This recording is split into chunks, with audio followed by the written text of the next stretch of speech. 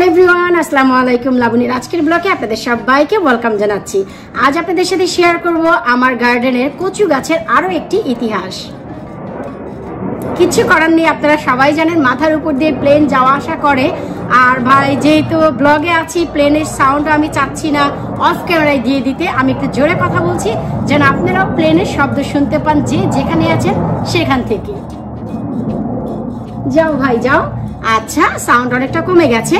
তো কচু গাছের হিস্টোরি বলবো বলতে, আমার গার্ডেনে অনেক ধরনের কচু গাছ আছে। আপনারা জানেন যে আমি কচুর মুখি দিয়ে কচু গাছ বানিয়েছি, বুনো কচু দিয়ে কচু গাছ বানিয়েছি, পানি কচু, দুধ কচু, শোলা কচু দিয়ে কচু গাছ, কচু শাক বানিয়েছি, যার অনেক ভিডিও আপনারা দেখেছেন।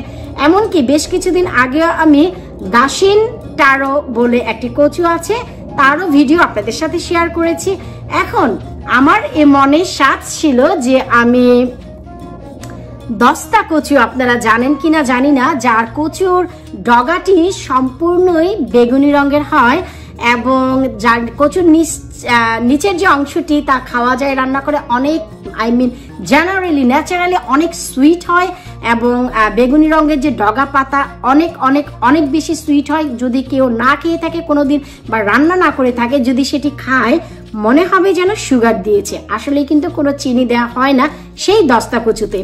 তো আমার গার্ডেনে সব আমি কচু বানিয়েছি, কিন্তু দস্তা কচুর যে নিচের অংশ নিচের কচু, তা আমি নিজেও জানি না। আমি নিজেও বলতে পারবো না যে সেই কচুটি দেখতে কেমন। যদি জানতাম হয়তো বা আমি নিজেই আমার গার্ডেনে সেই কচুটির বংশ বৃদ্ধি করতাম। তো যাই হোক, আমি সেই কচুটির নাম জানি। তো নাম জেনে আমি একটি ওয়েবসাইট থেকে দুটি কচু গাছ অর্ডার করেছি, আমি আপনাদের সাথে একটু শেয়ার করতে যাচ্ছি। আপনাদের যদি কারো দরকার হয় এই কচুগুলো, আমি এই ভিডিওর নিচে ওয়েবসাইটের লিংক দিয়ে রাখবো, আপনারা সেখান থেকে কিনে নিতে পারবেন। একটু এক্সপেন্সিভ হয়। আমি দুটি কচু গাছ কিনেছি, আমি একটু সাইজটি দেখাচ্ছি, তারপর আমি বলে দিচ্ছি যে প্রাইস কেমন, হয়তো বা আপনাদের জন্য একটু বুঝতে সুবিধা হবে। আর কচু গাছটি সাইজে কতটুকু এসেছে এবং কিভাবে এসেছে আমি একটু এই যে দেখুন দেখাচ্ছি। এই যে দেখুন, খুব দারুণভাবে তারা প্যাকেট করে দিয়েছে। নষ্ট হওয়ার কিন্তু কোনো সম্ভাবনাই নেই। এই যে দেখুন, wow, it's a really great idea. এবং কচুটি খুবই ভালো কচু, আমার বোধহয় একটি সিজার নিলে ভালো হতো।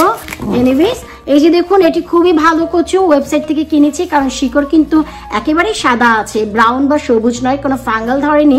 তার মানে হচ্ছে কচু গাছটি একেবারে জাতের কচু গাছ। এই যে দেখুন, একেবারে বেগুনি রঙের শিকড়।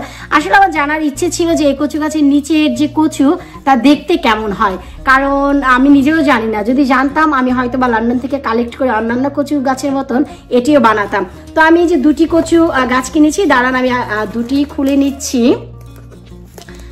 আমি একটু দেখাচ্ছি। তো আমি এত বেশি খুশি, কারণ আমি আমার হাজবেন্ডকে যখনই বললাম যে আমার গার্ডেনে অনেক কচু গাছ আছে, আমার তো ভীষণ পছন্দ। আর ভাই, আজকে কিন্তু ভিডিওটি কচু প্রেমিকদের জন্য, তার মানে গলায় ধরে এমনদের জন্য না। কচু কিন্তু কখনোই গলায় ধরে না। যাদের অ্যালার্জি আছে আসলে তাদেরই গলা চুলকায়। আমরা ছোটবেলা থেকে বলে এসেছি যারা একটু বেশি ঝগড়াটে হয় তাদের গলা চুলকায়। আসলে এটি একেবারে মিথ্যে কথা, যাদের অ্যালার্জি আছে তাদের চুলকায়। আর দস্তা কচুর যে বৈশিষ্ট্য, তার এই যে ডগাটি সম্পূর্ণ পার্পল হবে, আর এই যে পাতার যে ভেনগুলো, শিকড়গুলো, এগুলো পার্পল হবে। আর এত বেশি মিষ্টি, কারণ আমি এটি খেয়েছি আমার শ্বশুরবাড়ি যশোর, আপনারা অনেকেই জানেন। আমি যখন যশোর গিয়েছি এটি খেয়েছি, কিন্তু আসলে উপরে ডগা পাতা দিয়ে শাক খেয়েছি, কখনো নিচের অংশটি মাটির নিচ থেকে দেখা হয়নি বা তুলে খাওয়াও হয়নি। তো এই যে দেখুন আমার দুটি কচু, টান, আমি অনেক খুশি এই দস্তা কচু পেয়ে। আমি জানি যে কচু পাওয়ার পর মানুষ এত এক্সাইটেড হয় কিনা আমি জানি না, তবে আমি ভীষণ এক্সাইটেড, কারণ কচু শাক আমার অনেক পছন্দের। আর এই শাকটির জন্য অনেক দিন আমার মন টানছিল, কারণ যশোর যাই না অনেক দিন, আর সেখানে গেলেই আসলে খাওয়া হতো। আর আমি লন্ডনে বসে থেকে তো অনেক শাক খাচ্ছি, কচু শাক তো আপনারাও জানেন। কিছুদিন আগে একটি ব্লগ দেখেছেন যে আমি দস্তা কচু নয়, শোলা কচু, দুধ কচুর ডগা পাতা দিয়ে ভর্তা খেয়েছি, সেটিও জেনারেলি অনেক মিষ্টি হয়। তবে কচুর রাজ কিন্তু শোলা কচু, কিন্তু মিষ্টি জাতের ভিতর দস্তা কচুর কোনো জুড়ি নেই। আর এর দুটির দাম পড়েছে আমার 14 পাউন্ড পড়েছে পোস্টেজ খরচ ছাড়া।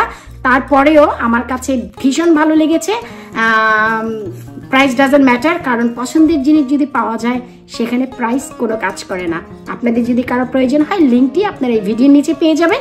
পরবর্তী ভিডিও দেখার আমন্ত্রণ জানাচ্ছি যে এই গাছটি আমার গার্ডেনের কোন পাশে লাগাচ্ছি।